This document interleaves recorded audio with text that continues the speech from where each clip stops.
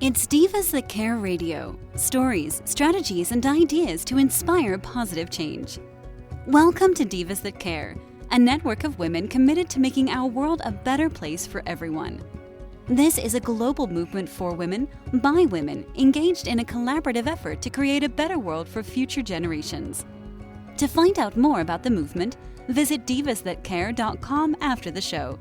Right now, though, stay tuned for another jolt of inspiration. Magical day to all. Welcome to Divas That Care Network. I am Joyce Benning, and I will be your host for this absolutely invigorating, robust lifestyle show. I would like to thank each one of our listeners that have tuned in live today and the ones that will be listening to the recording on the numerous different podcast platforms. I am just so very grateful and thankful for each and every one of you. And you are all in for one magical show today, as I have with me my returning incredible diva, Deb Matlock. And her and I are going to chat about magic in nature's stillness. Oh my, what a beautiful topic to chat about, and especially with summer solstice being this week. So with that, Deb, would you please introduce yourself to our listeners today? Absolutely. Hello, everybody. As Joyce said, I'm Deb Matlock. I'm calling in from Colorado in the United States, and my passion in life is helping people find their deep and sacred connections to wild nature, the world of spirit, and the animal companions that we all live with.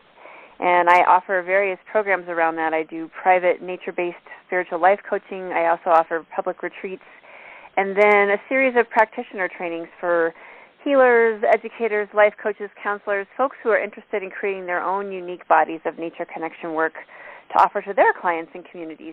I just feel like we can't have too much of that kind of work happening in the world, so it's an honor of mine to be able to help people create their own programs. So that's a little bit about me. I'm really excited about this topic today. Oh, how beautiful. Yes, and this topic just fits right in with what you do to make this world a better place and help others to connect in that full circle web of nature and animals. And, it's just beautiful. And as we go into this, what are some thoughts that come into your mind, especially since it's summer solstice week this week, when you think of magic in nature's stillness? Yeah, just the topic kind of gives me pause and makes me feel a little bit inspired to just think about it. And the first thing that comes to mind is, as the Northern Hemisphere, as you mentioned, we're having summer solstice this week, and the Southern Hemisphere will be having winter solstice. And the word solstice itself, in its origins, means, the sun standing still. And where that came from was the idea that for several days around each of these solstices, whether it's Northern or Southern Hemisphere, at sunrise or sunset, the sun appears to be on the same place on the horizon line. Whereas other parts of the year, the sun kind of moves around. Well, we all know the Earth moves around, but it looks like to us, it looks like the sun is moving, and it has a little different location. But during the solstice times, it actually seems to stand still, and it stays in that place of equality. Solstice being, whether it's the Earth is just, we're not moving it away from the idea that this is pretty equal time, equal day and night, equal light and dark, all of those sorts of things depending on our hemisphere. And so it's one of those options that allows us to look all around us and say, you know what? Not everything is movement. Some of the most beautiful, magical, and inspiring things are actually just stillness, like the solstices. Oh, I love that. And I love that of sun standing still, because it just makes me think of a sunrise or a sunset. There are no words in it, but the beauty, and sunrises and sunsets just touch my heart, because the beauty is just magnificent, and they're not speaking a word. There's nothing, they're not being loud out into the world saying, look at me, how beautiful I am. They are just there, and it's in that beautiful stillness that you can just really connect with the nature around you and with the beauty that is in the sky at that time. Yeah, I think that's a really beautiful way to put it. And, and I think that while there's always movement in the natural world, I think a lot of what we experience as humans is can be defined as these still moments between the moments of movement. That moment where the flower is just fully open, that moment where the butterfly lands right on that flower, and for that moment, the butterfly's wings relax and stop. And there's this beautiful crystallized artwork, if you will, of time. And so much of the stillness in my mind when I think about this, it's like these are the moments that maybe nobody else is ever going to see. Like, we're standing outside and we see that butterfly land on that flower. There may not be another human being ever in the history of humanity that will see that exact flower and that exact butterfly in that exact moment. And so these are sacred moments.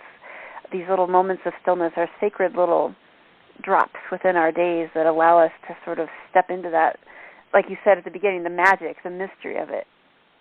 Mm-hmm. Oh, so true. And when you said that about a butterfly, last night I just saw a little caterpillar just moving along the ground. And I mean, yes, he was in movement, but the stillness of just watching him, just for me to be still and to see him moving in that. And my dog and I were down at the creek this morning in the sand, and the stillness that the sand feels on your feet, and it's just taking those moments and enjoying that stillness where there is not any noise. You just kind of need to let go of. For me, it's letting go of the to-do list and just enjoying, like the sand, the feeling of the sand on my feet and between my toes, and seeing the little ants crawling around. And it's just that beautiful stillness that really, for me, is the best way to connect to nature and that full circle web.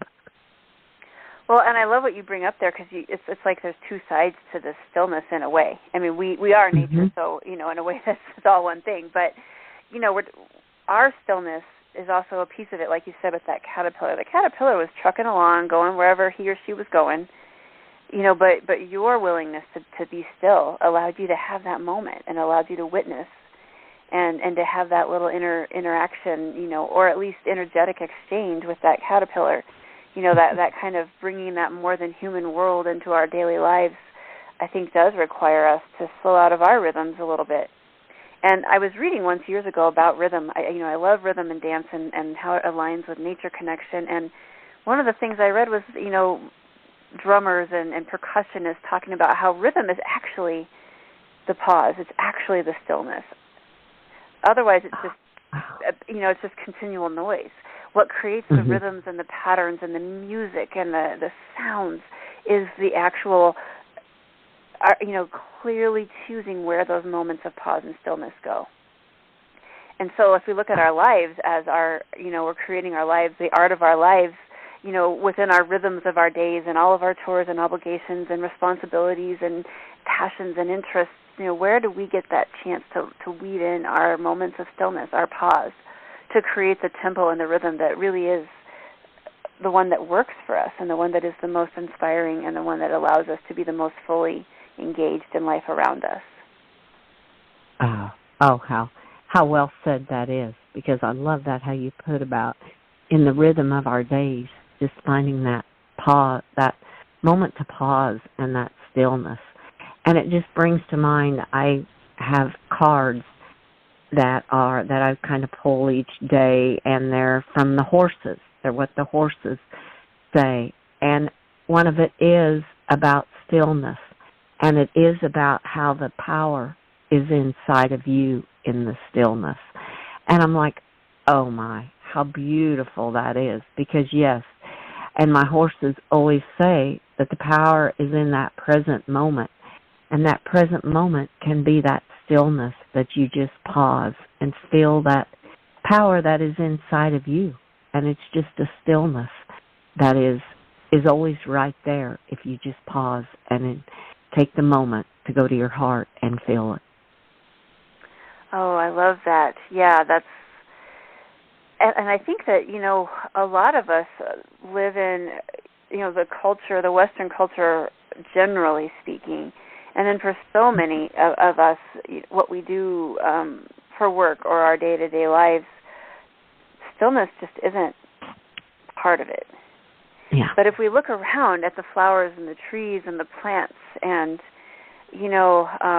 my goodness, even the squirrels, busy squirrels who are literally bouncing all over the place, climbing up in the trees, flipping out of the trees, all the things. There are times during the day where, I can look outside and see all the little squirrels that live near me and use my yard as their yard. And it's actually their yard probably that I'm borrowing. And they're just laying on a tree branch or relaxing, on top of the fence. They're honoring the stillness of it. And then I wonder, how much does that inform their world to take that moment?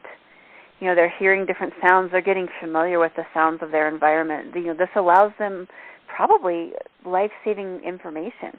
If they're used to how it sounds and then suddenly there's a sound that's different, maybe they're like, ooh, wait a minute, there's a predator coming in, or there's something going on here that I need to be aware of. So how does that wisdom that we can see in the world around us translate for us? But then how does it also allow a deeper engagement that isn't just there isn't one reason for it. It can be for that calming of the soul, clearing of the mind. It can also be, I think in some cases, like with the squirrel potentially, it could also lead to personal safety choices and, decisions, around those kinds of things. Oh, definitely. And when that just sounds so true, because I even see like the birds. Sometimes they're just sitting. They'll be sitting up on a highline wire or sitting somewhere in a tree, and they're just looking around like they're kind of scoping the area for and even the birds, sometimes they'll be on the ground getting little bugs and different things, and they're always in that stillness looking for a predator. Because unfortunately my cats are watching them birds too, so the birds have to be alert to where they are. So it's in that stillness, like you said, that is their safety, too. And sometimes I feel that can be for us humans. If we just take that stillness, it's almost like it's a safety for us to go into our heart space and to feel that, what lies inside of us. There is so much in the stillness. It's incredible when you start to think of it. That word means so much. Oh, I love what you just said, safety in the heart space. Yeah, that really hit me when you said that, but I think that's a really eloquent way of describing it. Is it the stillness that allows us to even hear our hearts in the first place half the time? I know for me that's very true. It's easy to be in my head and running my business and answering emails and responding to the delivery at the front door, and but when it's time to slow down a little bit and sit in that stillness is really when I can hear the wisdom of my heart the most clearly. It's also when I can hear the voices of the wild world the most clearly, and the animals around me. It's like slowing down my rhythm, to, in some cases, even to a point of stillness, is a really important portal, to deeper communion, I think, with each other too. I mean, if you think about even our human interactions, if we stop and sit down and look at the person we're talking to and really cherish the words that they're sharing with us, we're going to have a different type of conversation in most cases than if we're running around, doing 1,000 things while that person is telling us something really important to them. It's going to be harder for us to tap in on that deeper level. So it's almost like stillness is the rhythm, if you will, of engagement. Yes. Oh, I so agree. It's almost what comes to my mind is stillness is the connection. Because I'm also thinking about, like, my dog. If I'm busy with little Minka just here, there, and everywhere, I'm not really paying attention to what she is, how maybe she's watching me, how maybe she's looking at me, and how I can maybe connect with her. Is she needing a pet at this time? Is she needing a reassuring word? Or what is she needing? And like you said, with a human and in a conversation, it just came to my mind when you said that stillness is a connection. is what I am thinking, be it with another human, be it with another animal, be it out in nature. It is a connection that it is just beautiful when you take that stillness and connect. Oh, I think that's brilliant what you said. That that could be like the bumper sticker or the T-shirt. Stillness and connection. I mean, those are brilliant words, and those are words that, I mean, a phrase like that is something we could all chew on for years. Mm-hmm. That is really rich. Stillness is connection. Stillness as connection. Stillness as a necessary piece of connection. That's like a revolutionary concept that could really honestly change the world. I mean, how does that overlay? I'm going to go way off here, but how does that overlay in times of war? How does that overlay when somebody's having an argument with somebody, or when somebody's being cruel to an animal? I mean, how many people who are cruel, really honestly, if they were to be still for a second and let their heart speak a little bit, I wager to guess that most of these people have a goodness in them that the stillness would allow out. Mm-hmm. Oh, yes. I just got the chills when you said that, because I truly believe that, because the power is in the stillness. And when you take it and become still, things look so much different. To me, it's getting out of that ego mind and going to your heart space. And then you can see things in a different light. And like you said, if they're being cruel, and even cruel words spoken from maybe to your animal or to another human, if you would just silence yourself and go to stillness, would you really want to say those words? So, I know we're kind of taking a whole different route there, but that just brought into my mind what stillness can do and what a beautiful world it would be if we would all just, it's almost like make your ego go still and go to that heart space and listen. And what a beautiful world it would be, in my opinion. Oh my gosh, I totally agree. And I think that's the perfect place for this topic to take us, because, this really points back to that deep, incredible wisdom and the amount of learning that we can do. The wild world and the animals in our lives can teach us so much.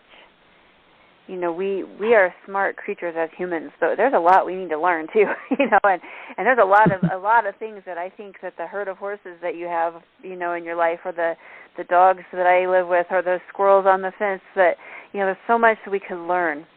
And it reminds me of this quote that I found when we started talking about this topic, and it's by Eckhart Tolle. The quote is, "Look at a tree, a flower, a plant. Let your awareness rest upon it. How still they are, how deeply rooted in being. Allow nature to teach you stillness." And I may have to put that on my computer after this. I love that. Yes, I would love that. Oh, that is beautiful.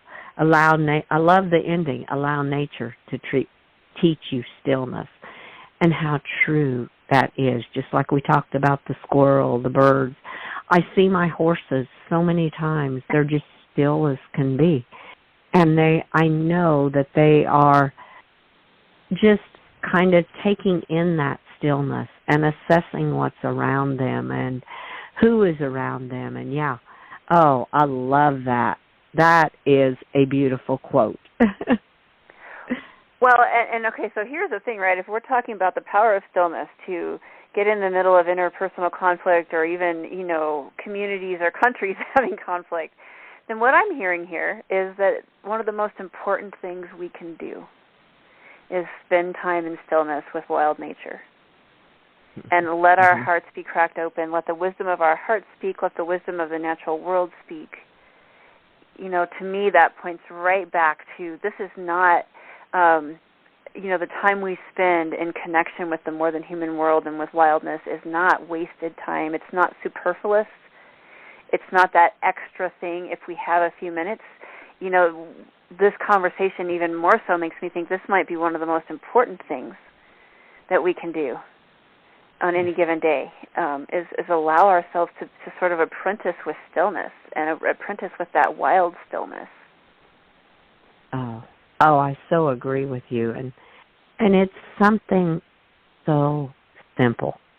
It's just bringing the stillness to you, stilling your mind, and just stopping for a moment. And it's not something that you need to throw funds at or anything. It's just something you can do inside of yourself. And it can be for seconds, and I feel you will be amazed at the difference it can make in your world if you just calm things down and bring in that stillness for just a few seconds. And maybe that is something you can start with, is bring in the stillness for a few seconds, and in time you'll want to bring it in for a few moments, and just make it fit your lifestyle is how I see it. And I just love this. This is just beautiful how stillness, like I said, it has so many meanings.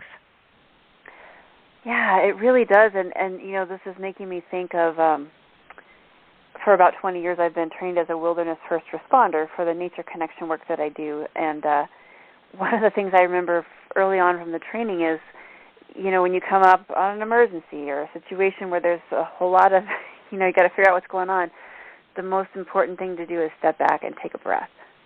Mm-hmm. Don't rush in, full on, because, the comment in the training was, if we do that, we'll miss. We might see one person who's screaming, but a person over here who's actually needs more attention because they're not screaming. They may, that's a drastic example, but it really drives home this point of who do we become, and how clearly can we focus and be that person if we allow the wisdom of nature to teach us how to be still, to teach us how to connect through stillness. I so agree with you. That is a good example and a good way to put it, because it explains how just stepping back and taking that breath in just a second of stillness can change the whole picture of what you thought you were seeing, or what you thought maybe needed the best attention. That's a perfect example, Deb, of just stepping back and taking that second for stillness. Wow. Yeah, and it makes me wonder, for all of us looking at our lives, because we all, of course, have lots going on, but there are already moments of stillness in our life, whether it's a red light, as we're in the middle of traffic, or whether we're waiting for, the horse to finish eating so you can take the bucket back. Whatever it is, it's like, I think one of the things we can do to start with is really say, if I'm gonna learn from stillness, I'm gonna let myself sort of apprentice with stillness. Where is it already existing? Where does it already exist in our lives, and in ways that we can maybe become more consciously aware of and more focused on? Whether it's standing there while the coffee is brewing first thing in the morning, bleary-eyed, or whatever it is, where does the stillness already exist? Oh, how true that is. I love that. Where does stillness already exist in your life? Because that is a great starting point. Because when you think about that, just like you said, waiting for the coffee to brew or waiting at a red light, maybe that's the second you take that stillness, because that red light has stopped you. It has stopped your world for just a little bit. So that's a great way. And if you're waiting on that cup of coffee, or if you're waiting on your water to boil to get hot for a cup of hot tea, there's a moment of stillness right there. And, I love that. Where does stillness already exist in our lives? Because it is there. It's just realizing it. Yeah, and I think once we realize it, we can compound on it, we can expand on it, but we can also be more conscious with it. So for example, the red light is a moment of stillness, and if we, instead of get frustrated that their light's red and we're having to stop, if we can say, this is one of my moments of stillness today. Yeah. Let me take a deep breath and let me look around. And I don't know, if this is everywhere, but here in Colorado, the swallows in the summer at intersections, they are dive bombing. I think it's something to do with the air current when all the cars come together and the insects kind of get caught or something. I'm not sure. Nobody quote me on that. That's what I've heard. But the swallows in the intersections are just magnificent. It's this incredible dance. And there's one particular intersection near me that I almost hope I get a red light when I go through it because I want to watch the swallows, and it's a moment. And so what can we allow those moments that already exist, how can we allow them to be more important? And then the second part would be, of course, how can we create more opportunities to learn with wild stillness in our lives? Oh, I love that. Oh, Deb, this show, and I knew it would go so quickly because you and we could chat for another hour on the magic in nature's stillness and all the different ways we have brought it in to everyone's life, whether they live in the city, whether they live in the country.